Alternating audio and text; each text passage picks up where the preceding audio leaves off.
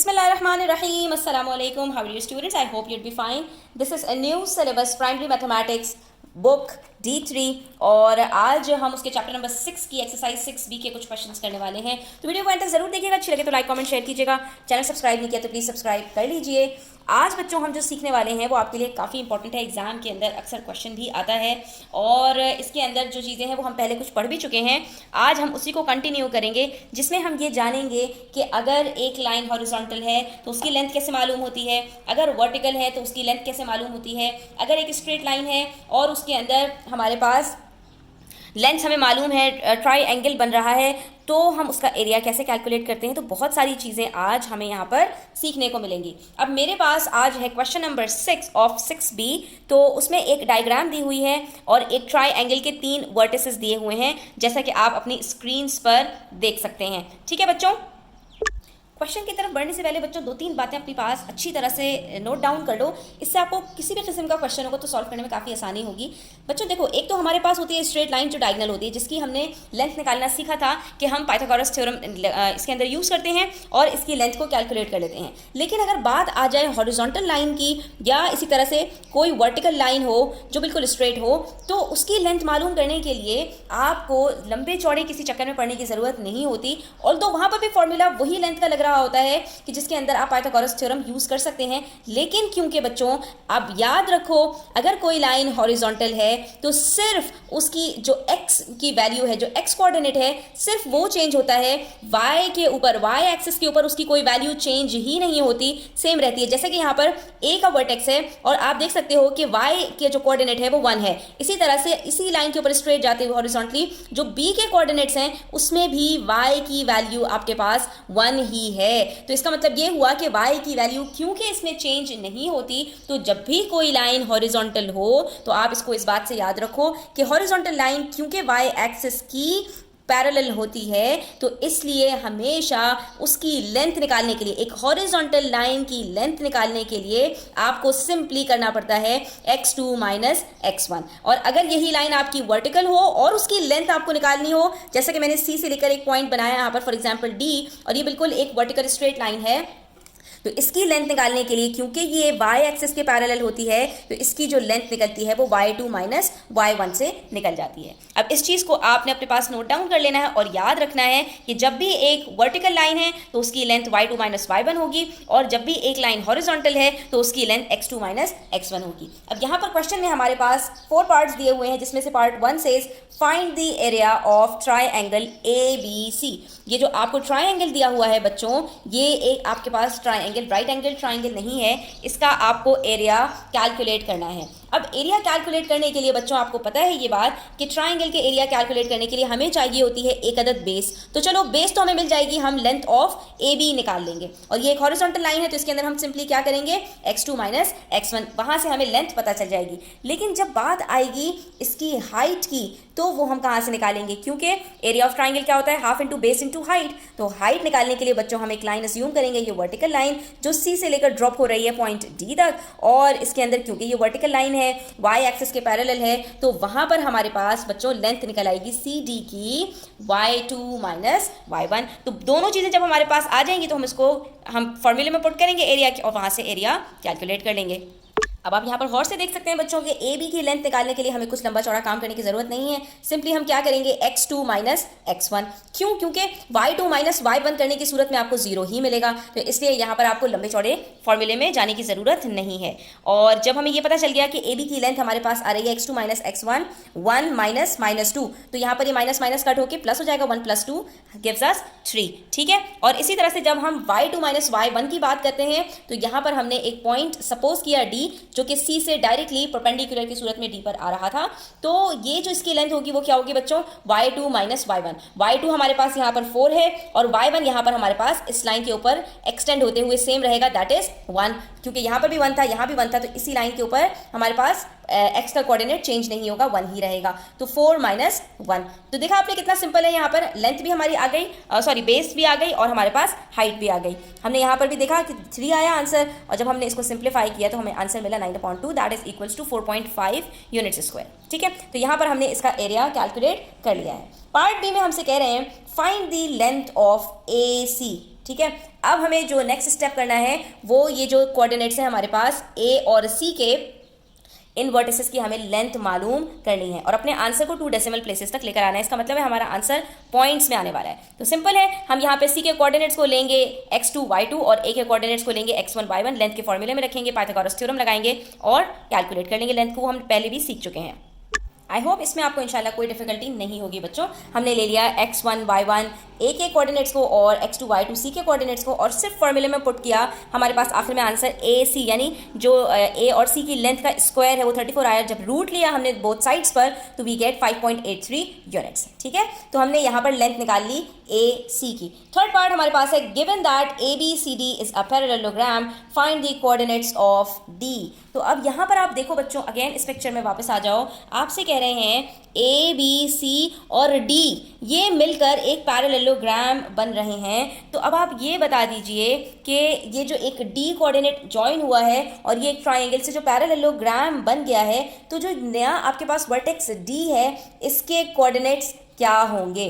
ठीक है, तो अब हमें इसके कोऑर्डिनेट्स फाइंड आउट करने पड़ेंगे। तो अब या तो इसके कोऑर्डिनेट्स कुछ यहाँ जाकर बनेंगे और या इसके कोऑर्डिनेट्स यहाँ जाकर बनेंगे। तो देखते हैं कि हमारे पास ये पैरेललोग्राम कैसे बनता है।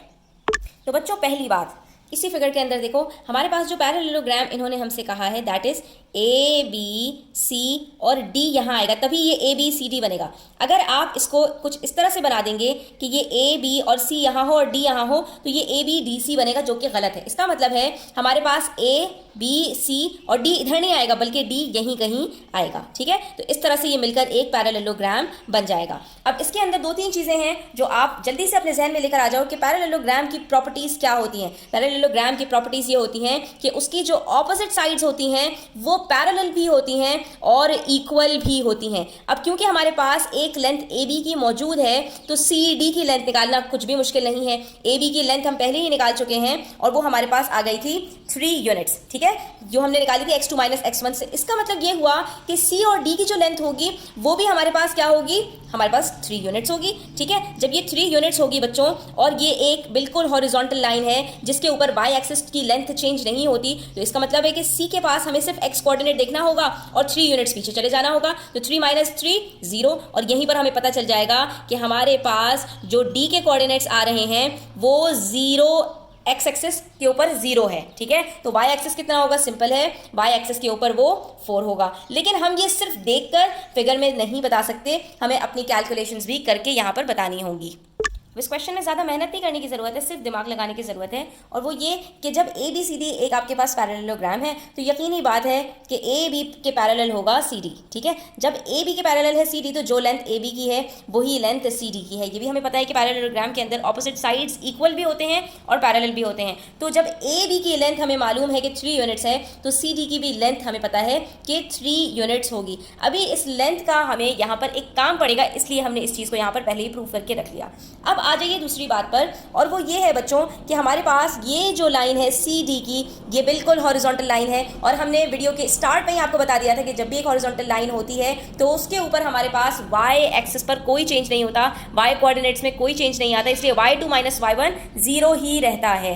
ठीक है, हम सिर्फ बात करते हैं उसके अंदर लेंथ निकालने के लिए x2 माइनस x1 यानी x एक्सिस के ऊपर कितना चेंज आया वो अगर पता चल जाए तो उससे हॉरिजॉन्टल लाइन की लेंथ पता चल जाती है। तो यहाँ पर भी सी डी हमारे पास हॉरिजॉन्टल लाइन है और इसकी लेंथ पता लगाने के लिए हम सिंपली क्या करेंगे, हम सिंपली यहाँ पर ये कर देंगे कि हमें पता है कि ए बी 3 यूनिट्स है तो सी का जो x कोऑर्डिनेट है उसमें से हम 3 यूनिट्स सब्ट्रैक्ट कर देंगे। तो सी डी हमारे पास यहाँ पर कितना था बच्चों, 3 यूनिट्स था और हमने उसके अंदर जब y की वैल्यू चेंज ही नहीं हो रही तो जो c की y कोऑर्डिनेट है वही d का भी y कोऑर्डिनेट होगा। जैसे जो a का y कोऑर्डिनेट था वही b का y कोऑर्डिनेट था, दोनों के y कोऑर्डिनेट्स हमारे पास 1 थे। ठीक है, इसी तरह से जब c का y कोऑर्डिनेट हमारे पास 4 है तो d का भी y कोऑर्डिनेट हमारे पास 4 होगा। यहाँ से हमने इस चीज़ को जब प्रूव कर दिया और हमें जब एक कोऑर्डिनेट पता चल गया तो x कोऑर्डिनेट कैलकुलेट करना कुछ भी मुश्किल नहीं है, क्योंकि ये एक स्ट्रेट लाइन है स्टूडेंट्स और इसके अंदर हमारे पास जो लेंथ होती है वो x2 माइनस माइनस x1 से ही आती है। x2 हमें पता है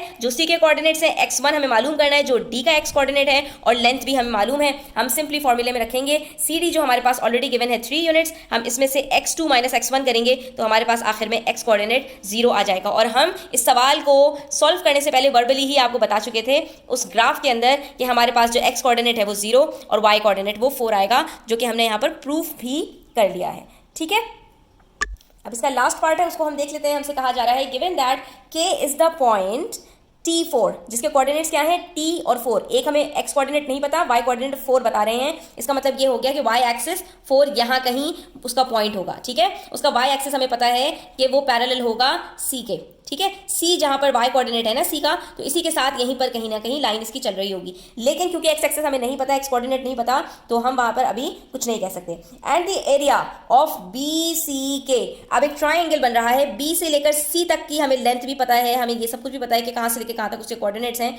जो अगला इन्होंने हमें वर्टेक्स दिया है K, वो या तो यहां हो सकता है बच्चों, तो हमारा ट्राइंगल कुछ इस तरह से बनेगा। ठीक है, BCK, और अगर बच्चों वो इस तरफ हुआ तो हमारा ट्राइंगल कुछ इस तरह से बनेगा। ठीक है, तो अभी हमें नहीं पता। हाँ, अलबत्ता हमें ये बता दिया कि ये जो ट्राइंगल बनेगा ना उसका y कोऑर्डिनेट 4 है और उसका एरिया आपके पास 12 यूनिट्स है। तो आप ये बता दीजिए कि t की पॉसिबल वैल्यूज क्या हो सकती हैं, यानी उसका x कोऑर्डिनेट अगर ट्राइंगल ऐसा बने तो क्या हो सकता है, और अगर ट्राइंगल ऐसा बने तो क्या हो सकता है। यानी एक पॉजिटिव वैल्यू और एक नेगेटिव वैल्यू हमारे पास आ जाएगी। अब हम यहाँ पर देखते हैं कि हम इसको किस तरह से सॉल्व कर सकते हैं।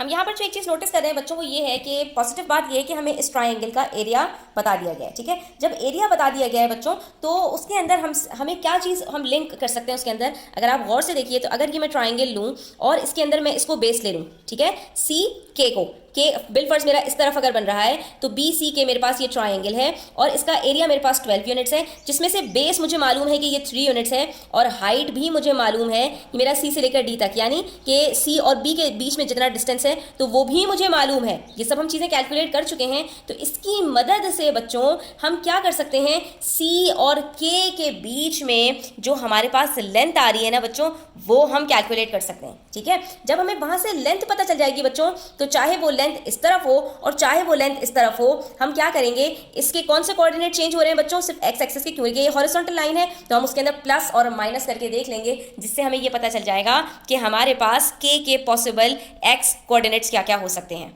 तो ये देखिए हमने क्या किया, हमने एरिया ऑफ ट्राइंगल रखा जो कि हमें पता था, और उसके बाद हमने हाफ किया उसकी बेस को।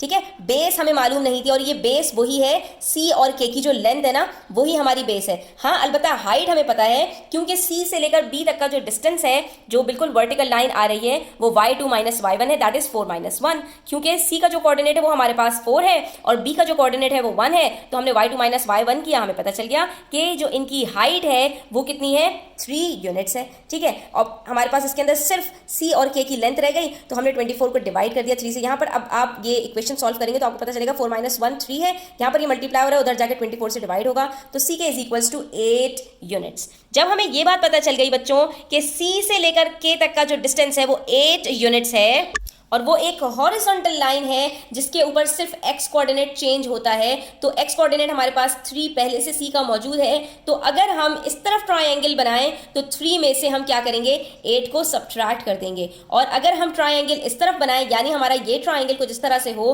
तो 3 में हम 8 को प्लस कर देंगे। तो हमें सिंपली t की वैल्यू निकालने के लिए 3 में 8 को प्लस और माइनस करना पड़ेगा। जब ये बात आपको समझ में आ गई बच्चों, तो आप ये कह सकते हैं कि जो CK की लेंथ है वो क्या है, x एक्सिस के ऊपर चेंज है, तो या तो x2 होगी C की वैल्यू और या C की वैल्यू x1 होगी। ठीक है, दोनों सूरतों में आपके पास जो K की वैल्यू है वो क्या आ सकती है, या तो 8 प्लस 3 होगा और या 8 माइनस 3 होगा, यानी या तो x का कोऑर्डिनेट हमारे पास -5 हो सकता है और या 11 हो सकता है, जो कि हम इस फिगर के अंदर बगौर देख सकते हैं कि B और C की लाइन हमारे पास ये है, तो BCK हमारे पास ये ट्राइंगल भी बन सकता है जहां पर K के x कोऑर्डिनेट हमारे पास 11 हो, और हमारे पास ये ट्राइंगल भी बन सकता है जहां पर K का x कोऑर्डिनेट हमारे पास -5 हो। ठीक है, तो यहाँ पर हमारा ये क्वेश्चन नंबर 6 कंप्लीट होता है। होप स्टूडेंट्स की आपको क्लियर हो गया होगा। स्टिल कोई भी क्वेश्चन हो, कोई भी क्वेरीज हो तो आप कमेंट सेक्शन में पूछ सकते हैं। Thanks for watching the video till the end, take care, अल्लाह हाफिज़।